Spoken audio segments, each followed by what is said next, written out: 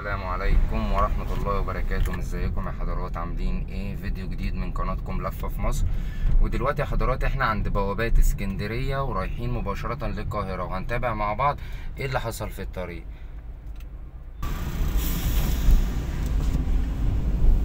ودلوقتي يا حضرات احنا عدينا كارتة بوابات اسكندرية، ومجرد ما نعدي الكارتة يا حضرات هنلاقي الطريق مباشرة قدام حضراتكم خدنا لليمين زي ما حضراتكم شايفين كده. اول ما بنعدي الكارتة بنلاقي الطريق لسه اعمال التعديل والانشاء، لسه الطريق تحت التطوير.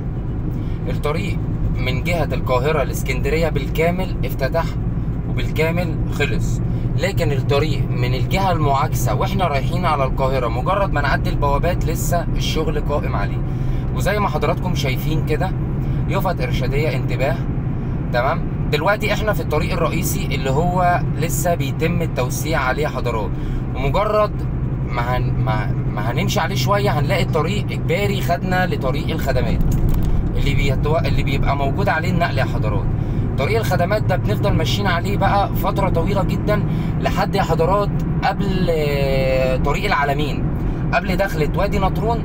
الطريق من هنا من اسكندرية لحد وادي نطرون، لحد دخلة وادي نطرون العلمين لو رايحين الساحل الشمالي الطريق مقفول الرئيسي. من بعديها الطريق بيرجع يتفتح تاني لحد بعد مدينة السادات، وبعد كده بيتقفل تاني، فلسه الشغل قائم عليه زي ما حضراتكم شايفين كده قدام حضراتكم.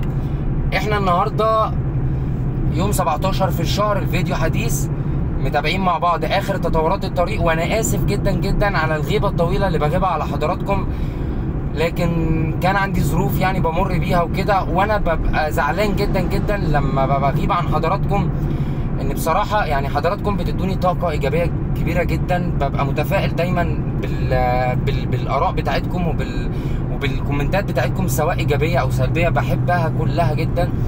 بحب ان انا الف البلد كلها مع حضراتكم ونتفرج، بحس قد ايه ان انا مستمتع وقد ايه ان انا بقدم لحضراتكم محتوى مفيد، وفي نفس الوقت حضراتكم بتشكروني عليه. احنا دلوقتي يا حضرات في الخدمات، في طريق الخدمات، هنتابعه مع بعض وهنشوف ايه اخرة التطورات اللي حصلت. وسامحوني لو انا بغيب على حضراتكم. طبعا طريق الخدمات ده يا حضرات كان مؤخرا تم التعديل فيه، ولكن في بعض الاماكن لسه بيحصل توسيعات عليه، فعشان ما اطولش لحضراتكم في وقت الفيديو تمام هنشوف مع بعض دلوقتي طريق الخدمات كده. الطريق الرئيسي مقفول، هقفل الفيديو وهصور لحضراتكم جزء تاني هتشوفوه عندي في القناة مجرد ما الطريق ما يتفتح واحنا داخلين من بعد طريق العلمين. اشوف وش حضراتكم على الف خير، وسامحوني على الغيبه الطويله. بصوا حضراتكم الشغل اهو قائم على طول الطريق في كل مكان. لو حضراتكم يعني بصيتوا معايا الطريق طبعا الرئيسي مقفول كله بالكامل، ودي افضل حاجه ان هو الطريق الرئيسي كله مقفول بالكامل، عشان بصراحه لما الطريق كان بيبقى مفتوح بعض الناس ما بتسافرش كتير وما بتستخدمش الطرق كتير، فكان بيحصل لا قدر الله حوادث، ودي طرق سفر سريعه، فلازم الواحد يبقى منتبه ومدرك للي بيحصل.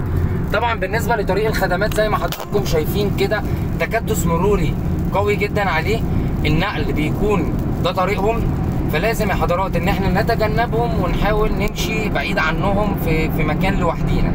تمام، نتمنى السلامه لحضراتكم ولكل المسافرين على الطريق، ونتمنى الافضل لبلدنا.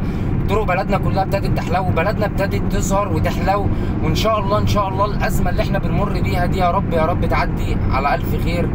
واشوف وش حضراتكم في فيديو جديد من قناتكم لفة في مصر، والسلام عليكم ورحمة الله وبركاته.